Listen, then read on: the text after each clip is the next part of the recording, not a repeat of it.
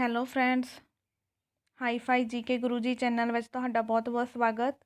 ਆਪ ਸਭ ਨੂੰ ਪਤਾ ਹੀ ਹੈ ਕਿ ਸਾਡੇ ਇਸ ਚੈਨਲ ਰਾਹੀਂ ਮੈਂ ਤੁਹਾਨੂੰ ਪੰਜਾਬ ਸਕੂਲ ਐਜੂਕੇਸ਼ਨ ਬੋਰਡ ਦੀਆਂ ਸਮਾਜਿਕ ਸਿੱਖਿਆ ਦੀਆਂ ਜਿਹੜੀਆਂ ਬੁੱਕਸ ਨੇ ਆਲ ਕਲਾਸਿਸ ਦੀਆਂ ਉਹਦੇ ਵਿੱਚੋਂ ਹਿਸਟਰੀ ਵਾਲਾ ਪਾਰਟ ਕਵਰ ਕਰਵਾ ਰਹੀ ਹਾਂ।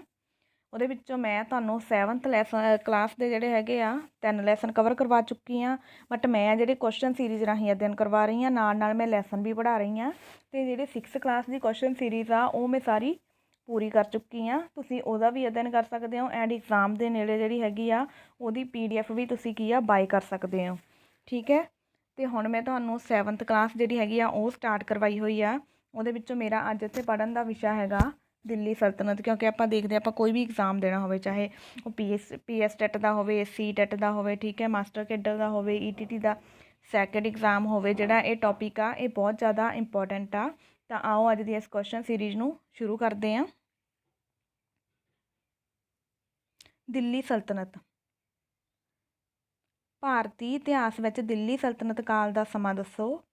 1206 ਈਸਵੀ ਤੋਂ 1526 ਈਸਵੀ ਤੱਕ। ਦਿੱਲੀ ਸਲਤਨਤ ਕਾਲ ਵਿੱਚ ਕਿਹੜੇ ਵੰਸ਼ ਦੇ ਸ਼ਾਸਕਾਂ ਨੇ ਰਾਜ ਕੀਤਾ। ਹਾਂਜੀ, ਉਹਦੇ ਵਿੱਚ ਕੀਤਾ ਗੁਲਾਮ ਵੰਸ਼, ਖਿਲਜੀ ਵੰਸ਼, ਤੁਗਲਕ ਵੰਸ਼, ਸ਼ੈਦ ਵੰਸ਼ ਅਤੇ ਲੋਧੀ ਵੰਸ਼। ਦੇਖੋ ਕਿੰਨੇ ਹੋ ਗਏ, 1 2 3 4 5, ਟੋਟਲ 5 ਨੇ। ਤੁਸੀਂ ਸੀਕੁਐਂਸ ਵਾਈਜ਼ ਯਾਦ ਰੱਖਣੇ। ਪਹਿਲਾਂ ਗੁਲਾਮ ਆਇਆ, ਫਿਰ ਖਿਲਜੀ, ਫਿਰ ਤੁਗਲਕ, ਫਿਰ ਸ਼ੈਦ ਐਂਡ ਫਿਰ ਲੋਧੀ। ਠੀਕ ਹੈ। ਸੁਲਤਾਨ ਸ਼ਬਦ ਦਾ ਅਰਥ ਦੱਸੋ। ਸੁਲਤਾਨ ਅਰਬੀ ਭਾਸ਼ਾ ਦਾ ਸ਼ਬਦ ਹੈ ਜਿਸ ਦਾ ਅਰਥ ਹੈ ਸ਼ਾਸਕ। ਦਿੱਲੀ ਸਲਤਨਤ ਦੀ ਜਾਣਕਾਰੀ ਪ੍ਰਾਪਤ ਕਰਨ ਦੇ ਪ੍ਰਮੁੱਖ ਸਰੋਤ ਕਿਹੜੇ ਹਨ।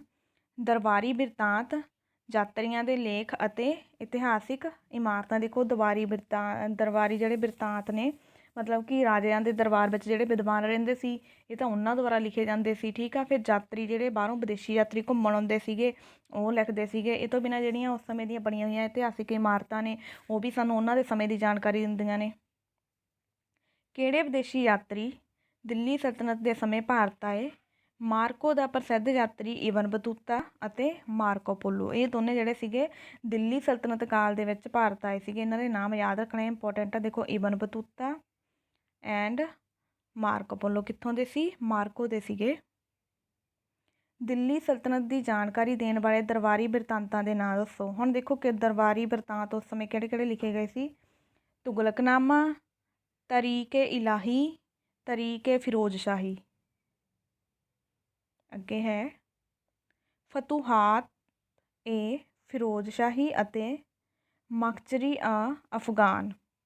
ਠੀਕ ਹੈ ਜੀ, ਇਹ ਯਾਦ ਰੱਖਣੇ ਇਹਨਾਂ ਦੇ ਨਾਮ। ਦਿੱਲੀ ਸਲਤਨਤ ਕਾਲ ਦੀਆਂ ਇਮਾਰਤਾਂ ਬਾਰੇ ਦੱਸੋ। ਕੁਵੈਤ ਉਲ ਇਸਲਾਮ ਮਸਜਿਦ, ਅਲਾਈ ਦਰਵਾਜ਼ਾ, ਤੁਗਲਕਾਬਾਦ, ਹਾਊਜ ਖਾਸ, ਲੋਧੀ ਗੁੰਬਦ, ਫਿਰੋਜ਼ਸ਼ਾਹ ਕੋਟਲਾ ਆਦਿ। ਦਾਸ ਵੰਸ਼ ਦਾ ਅਸਲ ਜਿਹੜਾ ਸੰਸਥਾਪਕ ਸੀ ਉਹ ਕੌਣ ਸੀ। ਕੁਤਬਦੀਨ ਐਬਕ। ਇਹ ਇੰਪੋਰਟੈਂਟ ਕੁਐਸਚਨ ਆ। ਕੁਤਬਦੀਨ ਐਬਕ ਨੇ ਕਿਸ ਨੂੰ ਆਪਣੀ ਰਾਜਧਾਨੀ ਬਣਾਇਆ। ਲਾਹੌਰ ਨੂੰ। ਕੁਤਬ ਮੀਨਾਰ ਦੀ ਉਸਾਰੀ ਕਿਸ ਨੇ ਸ਼ੁਰੂ ਕਰਵਾਈ ਸੀ। ਕੁਤਬਦੀਨ ਐਬਕ ਨੇ। ਕੁਤਬਦੀਨ ਐਬਕ ਦਾ ਰਾਜਕਾਲ ਦੱਸੋ। 1206 ਤੋਂ 1210 ਈਸਵੀ ਤੱਕ। ਕੁਤਬਦੀਨ ਐਬਕ ਦੀ ਮੌਤ ਕਦੋਂ ਅਤੇ ਕਿਵੇਂ ਹੋਈ। 1210 ਈਸਵੀ ਵਿੱਚ ਉਹ ਅਚਾਨਕ ਘੋੜੇ ਤੋਂ ਡਿੱਗ ਕੇ ਮਰ ਗਿਆ। ਕੁਤਬਦੀਨ ਐਬਕ ਨੇ ਕਿਸ ਨੂੰ ਅਮੀਰੇ ਸ਼ਿਕਾਰ ਦੇ ਪਦ 'ਤੇ ਨਿਯੁਕਤ ਕੀਤਾ ਸੀ। ਹਾਂਜੀ, ਉਹਨੇ ਕੀਤਾ ਸੀ ਇਲਤਤਮਸ ਜਿਹੜਾ ਸੀਗਾ ਉਹਨੂੰ ਨਿਯੁਕਤ ਕੀਤਾ ਸੀ, ਜੋ ਬਾਅਦ ਵਿੱਚ ਕੀ ਸੀਗਾ ਕਿ ਉਹਦਾ ਜਵਾਈ ਬਣ ਗਿਆ ਸੀ। ਕੁਤਬਦੀਨ ਐਬਕ ਦਾ ਉੱਤਰਾਧਿਕਾਰੀ ਕੌਣ ਬਣਿਆ। ਆਰਾਮ ਸ਼ਾਹ, ਜੋ ਕਿ ਇੱਕ ਅਯੋਗ ਸ਼ਾਸਕ ਸੀ। ਆਰਾਮ ਸ਼ਾਹ ਨੂੰ ਮਾਰ ਕੇ ਦਿੱਲੀ ਦੇ ਸੰਘਰਸ਼ਣ 'ਤੇ ਕੌਣ ਬੈਠਾ। ਇਲਤਤਮਿਸ। ਅਤੇ ਇਲਤਤਮਿਸ ਜਿਹੜਾ ਸੀਗਾ ਉਹਨੇ 1211 ਤੋਂ 1236 ਈਸਵੀ ਤੱਕ ਰਾਜ ਕੀਤਾ ਦਿੱਲੀ ਦੇ ਸੰਘਰਸ਼ਣ 'ਤੇ। ਗਜਨੀ ਦੇ ਤਾਜੁਦੀਨ ਜਲਦੌਜ ਅਤੇ ਮੁਲਤਾਨ ਦੇ ਨਾਸੀਰੁਦੀਨ ਕਵਾਚਾ ਨੂੰ ਕਿਸ ਨੇ ਹਰਾਇਆ। ਇਲਤਤਮਿਸ ਨੇ। ਮੰਗੋਲਾਂ ਦਾ ਪ੍ਰਸਿੱਧ ਨੇਤਾ ਕੌਣ ਸੀ। ਚੰਗੇਜ਼ ਖਾਂ। 1221 ਈਸਵੀ ਵਿੱਚ ਇਲਤਤਮਿਸ ਨੇ ਭਾਰਤ ਨੂੰ ਕਿਹਨਾਂ ਦੇ ਹਮਲੇ ਤੋਂ ਬਚਾਇਆ। ਮੰਗੋਲਾਂ ਦੇ। ਚਾਲੀਸਾ ਤੋਂ ਕੀ ਭਾਵ ਹੈ। 40 ਅਮੀਰਾਂ ਦਾ ਇੱਕ ਗੁੱਟ। ਚਾਲੀਸਾ ਦੀ ਨਿਯੁਕਤੀ ਕਿਸ ਨੇ ਕੀਤੀ। ਇਲਤਤਮਿਸ ਨੇ। ਇਹ ਵੀ ਇੰਪੋਰਟੈਂਟ ਆ। ਇਲਤਤਮਿਸ ਦੀ ਮੌਤ ਤੋਂ ਬਾਅਦ ਉੱਤਰਾਧਿਕਾਰੀ ਕੌਣ ਬਣਿਆ? ਰਜ਼ੀਆ ਸੁਲਤਾਨ। ਰਜ਼ੀਆ ਸੁਲਤਾਨ ਕਿਸ ਦੀ ਪੁੱਤਰੀ ਸੀ? ਇਲਤਤਮਿਸ ਦੀ। ਭਾਰਤ ਦੀ ਪਹਿਲੀ ਇਸਤਰੀ ਸ਼ਾਸਿਕਾ ਕੌਣ ਸੀ? ਰਜ਼ੀਆ ਸੁਲਤਾਨ। ਰਜ਼ੀਆ ਸੁਲਤਾਨ ਨੇ ਕਦੋਂ ਤੋਂ ਕਦੋਂ ਤੱਕ ਰਾਜ ਕੀਤਾ? 1236 ਈਸਵੀ ਤੋਂ 1240 ਈਸਵੀ ਤੱਕ। ਰਜ਼ੀਆ ਸੁਲਤਾਨ ਤੋਂ ਪਿੱਛੋਂ ਕਿਹੜੇ ਪ੍ਰਸਿੱਧ ਸ਼ਾਸਕ ਰਾਜਗੱਦੀ 'ਤੇ ਬੈਠੇ? ਬਹਿਰਾਮ ਸ਼ਾਹ, ਅਲਾਉਦੀਨ ਮਹਿਸੂਦ ਸ਼ਾਹ ਅਤੇ ਨਸੀਰੁੱਦੀਨ ਆਦਿ। ਨਸੀਰੁੱਦੀਨ ਦੀ ਮੌਤ ਤੋਂ ਬਾਅਦ ਦਿੱਲੀ ਸਲਤਨਤ ਦਾ ਸੁਲਤਾਨ ਕੌਣ ਬਣਿਆ? ਗਿਆਸੁੱਦੀਨ ਬਲਬਨ। ਮੇਵਾਤੀਆਂ ਦੁਆਰਾ ਫੈਲਾਈ ਹੋਈ ਅਸ਼ਾਂਤੀ 'ਤੇ ਕਾਬੂ ਕਿਸ ਸੁਲਤਾਨ ਨੇ ਪਾਇਆ? ਬਲਬਨ ਨੇ। ਦਿੱਲੀ ਸਲਤਨਤ ਕਾਲ ਵਿੱਚ ਫੌਜ ਦਾ ਪੁਨਰਗਠਨ ਕਿਸ ਨੇ ਕੀਤਾ? ਬਲਬਨ ਨੇ। ਬਲਬਨ ਨੇ ਮੰਗੋਲਾਂ ਵਿਰੁੱਧ ਕਿਹੜੀ ਨੀਤੀ ਅਪਣਾਈ? ਲਹੂ ਅਤੇ ਲੋਹੇ ਦੀ। ਬਲਬਨ ਦਾ ਰਾਜਕਾਲ ਕਦੋਂ ਤੋਂ ਕਦੋਂ ਤੱਕ ਰਿਹਾ?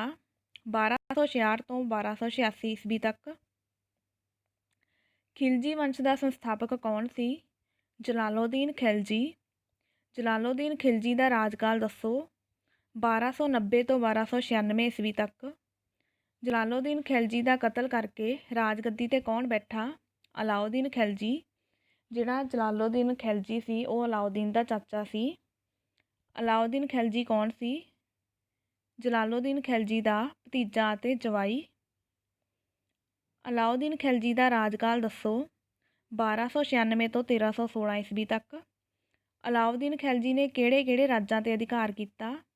ਗੁਜਰਾਤ 'ਤੇ 1299 ਈਸਵੀ ਵਿੱਚ, ਰਣਥੰਭੌਰ 'ਤੇ 1301 ਈਸਵੀ ਵਿੱਚ, ਚਿਤੌੜ 'ਤੇ 1303 ਈਸਵੀ ਵਿੱਚ।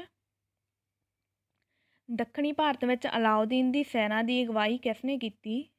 ਜਨਰਲ ਮਲਿਕ ਕਫੂਰ ਨੇ, ਜੋ ਕਿ ਇੱਕ ਹਿਜੜਾ ਸੀ। ਮਲਿਕ ਕਫੂਰ ਨੇ ਕਿਹੜੇ ਇਲਾਕੇ ਜਿੱਤੇ? ਦੇਵਗਿਰੀ, ਵਾਰੰਗਲ, ਦਵਾਰ ਸਮੁੰਦਰ ਅਤੇ ਮਦੁਰਾਈ। ਬਾਜ਼ਾਰ ਪ੍ਰਣਾਲੀ ਦੀ ਸਥਾਪਨਾ ਕਿਸ ਨੇ ਕੀਤੀ? ਅਲਾਉਦੀਨ ਖਿਲਜੀ ਨੇ। ਅਲਾਉਦੀਨ ਖਿਲਜੀ ਦੀ ਮੌਤ ਕਦੋਂ ਹੋਈ? 1316 ਈਸਵੀ ਵਿੱਚ।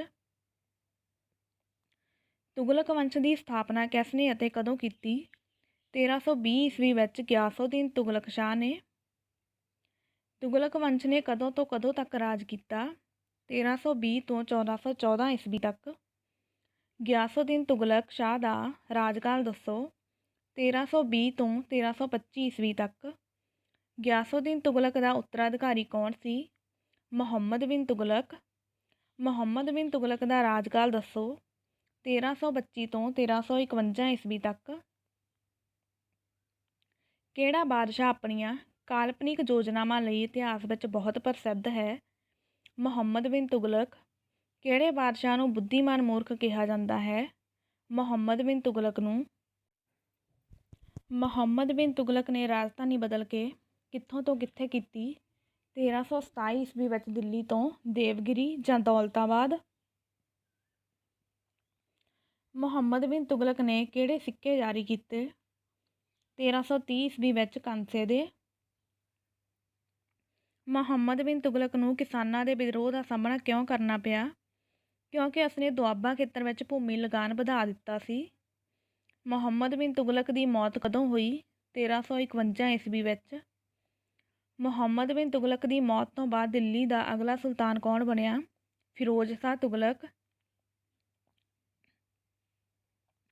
ਫਿਰੋਜ਼ ਸ਼ਾਹ ਤੁਗਲਕ ਦਾ ਰਾਜਕਾਲ ਦੱਸੋ। 1351 ਤੋਂ 1388 ਈਸਵੀ। ਫਿਰੋਜ਼ ਸ਼ਾਹ ਨੇ ਲੋਕਾਂ ਦੀ ਭਲਾਈ ਲਈ ਕਿਹੜੀਆਂ ਯੋਜਨਾਵਾਂ ਸ਼ੁਰੂ ਕੀਤੀਆਂ? ਉਸਨੇ ਕਈ ਨਹਿਰਾਂ, ਤਲਾਬ, ਖੂਹ, ਹਸਪਤਾਲ ਅਤੇ ਸਰਾਵਾਂ ਦਾ ਆਦਿ ਬਣਵਾਏ ਸੀਗੇ। ਫਿਰੋਜ਼ ਸ਼ਾਹ ਤੁਗਲਕ ਨੇ ਕਿਹੜੇ ਨਵੇਂ ਕਸਬੇ ਸਥਾਪਿਤ ਕੀਤੇ? ਫਿਰੋਜ਼ਾਬਾਦ, ਫਿਰੋਜ਼ਪੁਰ, ਜੌਨਪੁਰ ਅਤੇ ਹਿਸਾਰ। ਫਿਰੋਜ਼ ਸ਼ਾਹ ਤੁਗਲਕ ਦੀ ਮੌਤ ਕਦੋਂ ਹੋਈ? 1388 ਈਸਵੀ ਵਿੱਚ। ਤੈਮੂਰ ਕਿੱਥੋਂ ਦਾ ਸ਼ਾਸਕ ਸੀ? ਮੱਧ ਏਸ਼ੀਆ ਵਿੱਚ ਬਲਖ ਦਾ। ਤੈਮੂਰ ਨੇ ਭਾਰਤ 'ਤੇ ਕਦੋਂ ਹਮਲਾ ਕੀਤਾ? 1398 ਈਸਵੀ ਵਿੱਚ। ਦਿੱਲੀ ਛੱਡਣ ਤੋਂ ਪਹਿਲਾਂ ਤੈਮੂਰ ਨੇ ਮੁਲਤਾਨ, ਲਾਹੌਰ ਅਤੇ ਦੀਪਾਲਪੁਰ ਦਾ ਗਵਰਨਰ ਕਿਸ ਨੂੰ ਨਿਯੁਕਤ ਕੀਤਾ? ਖਿਜ਼ਰ ਖਾਂ ਨੂੰ। ਖਿਜ਼ਰ ਖਾਂ ਨੇ ਦਿੱਲੀ 'ਤੇ ਕਦੋਂ ਜਿੱਤ ਪ੍ਰਾਪਤ ਕੀਤੀ? 1414 ਈਸਵੀ ਵਿੱਚ। ਸ਼ੈਦ ਵੰਸ਼ ਦੀ ਨੀਂਹ ਕਿਸ ਨੇ ਰੱਖੀ? ਖਿਜ਼ਰ ਖਾਂ ਨੇ। ਸ਼ੈਦ ਵੰਸ਼ ਨੇ ਕਦੋਂ ਤੋਂ ਕਦੋਂ ਤੱਕ ਰਾਜ ਕੀਤਾ? 1414 ਤੋਂ 1451 ਈਸਵੀ ਤੱਕ। ਸ਼ੈਦ ਵੰਸ਼ ਦੇ ਪ੍ਰਮੁੱਖ ਸ਼ਾਸਕ ਕਿਹੜੇ ਸਨ? ਮੁਬਾਰਕ ਸ਼ਾਹ, ਮੁਹੰਮਦ ਸ਼ਾਹ, ਅਲਾਉਦੀਨ, ਆਲਮ ਸ਼ਾਹ। ਲੋਧੀ ਵੰਸ਼ ਦੀ ਸਥਾਪਨਾ ਕਿਸ ਨੇ ਕੀਤੀ? ਲਾਹੌਰ ਦੇ ਗਵਰਨਰ ਬਹਿਲੋਲ ਲੋਧੀ ਨੇ ਅਲਾਉਦੀਨ ਆਲਮ ਸ਼ਾਹ ਨੂੰ ਹਰਾ ਕੇ। ਬਹਿਲੋਲ ਲੋਧੀ ਦੀ ਮੌਤ ਕਦੋਂ ਹੋਈ? 1488 ਈਸਵੀ ਵਿੱਚ। ਬਹਿਲੋਲ ਲੋਧੀ ਦਾ ਉੱਤਰਾਧਿਕਾਰੀ ਕੌਣ ਬਣਿਆ? ਸਿਕੰਦਰ ਲੋਧੀ। ਸਿਕੰਦਰ ਲੋਧੀ ਦਾ ਰਾਜਕਾਲ ਦੱਸੋ? 1488 ਤੋਂ 1517 ਈਸਵੀ। ਆਗਰਾ ਸ਼ਹਿਰ ਦੀ ਸਥਾਪਨਾ ਕਦੋਂ ਅਤੇ ਕਿਸ ਨੇ ਕੀਤੀ? 1503 ਈਸਵੀ ਵਿੱਚ ਸਿਕੰਦਰ ਲੋਧੀ ਨੇ ਅਤੇ ਇਸ ਨੂੰ ਆਪਣੀ ਰਾਜਧਾਨੀ ਬਣਾਇਆ। ਸਿਕੰਦਰ ਲੋਧੀ ਦੀ ਮੌਤ ਆ ਜਿਹੜੀ ਕਦੋਂ ਹੋਈ? 1517 ਈਸਵੀ ਵਿੱਚ। ਸਿਕੰਦਰ ਲੋਧੀ ਤੋਂ ਬਾਅਦ ਦਿੱਲੀ ਦਾ ਸੁਲਤਾਨ ਕੌਣ ਬਣਿਆ? ਇਬਰਾਹਿਮ ਲੋਧੀ। ਇਬਰਾਹਿਮ ਲੋਧੀ ਦਾ ਰਾਜਕਾਲ ਦੱਸੋ? 1517 ਤੋਂ 1526 ਈਸਵੀ। ਬਾਬਰ ਨੂੰ ਭਾਰਤ ਉੱਤੇ ਹਮਲਾ ਕਰਨ ਦਾ ਸੱਦਾ ਦੇਣ ਲਈ ਅਫਗਾਨਿਸਤਾਨ ਜਿਹੜਾ ਸੀ ਕੌਣ ਗਿਆ ਸੀ? ਆਲਮ ਸ਼ਾਹ। ਕਾਬੁਲ ਦੇ ਕਿਹੜੇ ਸ਼ਾਸਕ ਨੇ ਭਾਰਤ 'ਤੇ ਹਮਲਾ ਕੀਤਾ? ਬਾਬਰ ਨੇ। ਪਾਣੀਪਤ ਦੀ ਪਹਿਲੀ ਲੜਾਈ ਕਦੋਂ ਹੋਈ? 1526 ਈਸਵੀ ਵਿੱਚ। ਪਾਣੀਪਤ ਦੀ ਪਹਿਲੀ ਲੜਾਈ ਕਿਹੜੇ ਦੋ ਸ਼ਾਸਕਾਂ ਵਿਚਕਾਰ ਹੋਈ? ਬਾਬਰ ਅਤੇ ਇਬਰਾਹਿਮ ਲੋਧੀ ਦੇ ਵਿਚਕਾਰ ਹੋਈ ਸੀ ਅਤੇ ਇਸ ਲੜਾਈ ਵਿੱਚ ਇਬਰਾਹਿਮ ਲੋਧੀ ਜਿਹੜਾ ਸੀ ਉਹ ਮਾਰਿਆ ਗਿਆ ਸੀ। ਕਿਸ ਦੀ ਮੌਤ ਨਾਲ ਦਿੱਲੀ ਸਲਤਨਤ ਦੇ ਰਾਜ ਦਾ ਅੰਤ ਹੋ ਗਿਆ? ਇਬਰਾਹਿਮ ਲੋਧੀ। ਭਾਰਤ ਵਿੱਚ ਮੁਗਲ ਸਾਮਰਾਜ ਦੀ ਨੀਂਹ ਕਿਸ ਨੇ ਰੱਖੀ? ਬਾਬਰ ਨੇ। ਦਿੱਲੀ ਸਲਤਨਤ ਕਾਲ ਵਿੱਚ ਵਿੱਤ ਅਤੇ ਲਗਾਨ ਵਿਭਾਗ ਦਾ ਮੁਖੀ ਕੌਣ ਸੀ? ਵਜ਼ੀਰ। ਦਿੱਲੀ ਸਲਤਨਤ ਕਾਲ ਵਿੱਚ ਪ੍ਰਾਂਤਾਂ ਦਾ ਸ਼ਾਸਨ ਪ੍ਰਬੰਧ ਕੌਣ ਚਲਾਉਂਦਾ ਸੀ? ਗਵਰਨਰ। ਗਵਰਨਰ ਨੂੰ ਹੋਰ ਕੀ ਕਿਹਾ ਜਾਂਦਾ ਸੀ? ਸੂਬੇਦਾਰ, ਮੁਖਤੀ ਜਾਂ ਬਲੀ। ਪ੍ਰਾਂਤਾਂ ਦੀ ਵੰਡ ਅੱਗੇ ਕਿਸ ਵਿੱਚ ਕੀਤੀ ਗਈ ਸੀ? ਪਰਗਨਿਆਂ ਵਿੱਚ। ਪਰਗਨੇ ਦਾ ਮੁੱਖ ਅਧਿਕਾਰੀ ਕੌਣ ਹੁੰਦਾ ਸੀ? ਆਮਿਲ। ਪਿੰਡਾਂ ਦੇ ਮੁਖੀ ਨੂੰ ਕੀ ਕਿਹਾ ਜਾਂਦਾ ਸੀ? ਮੁਕੱਦਮ। ਦਿੱਲੀ ਸਲਤਨਤ ਕਾਲ ਵਿੱਚ ਭੂਮੀ ਲਗਾਨ ਦੀਆਂ ਕਿਹੜੀਆਂ 3 ਵਿਧੀਆਂ ਪ੍ਰਚਲਿਤ ਸਨ? ਬਟਾਈ, ਕਾਨਕੂਤ ਅਤੇ ਭੂਮੀ ਦੀ ਮਿਣਤੀ। ਖੇਤੀਬਾੜੀ ਦੀ ਨਿਗਰਾਨੀ ਲਈ ਅਲਾਉਦੀਨ ਖਿਲਜੀ ਨੇ ਕਿਹੜੇ ਵਿਭਾਗ ਦੀ ਸਥਾਪਨਾ ਕੀਤੀ? ਦੀਵਾਨੇ ਮਸਤ ਖਰਾਜ ਦੀ। ਫਿਰੋਜ਼ ਸ਼ਾਹ ਤੁਗਲਕ ਨੇ ਖੇਤੀਬਾੜੀ ਨੂੰ ਉਤਸ਼ਾਹਿਤ ਕਰਨ ਲਈ ਕਿਹੜੇ ਕੰਮ ਕੀਤੇ?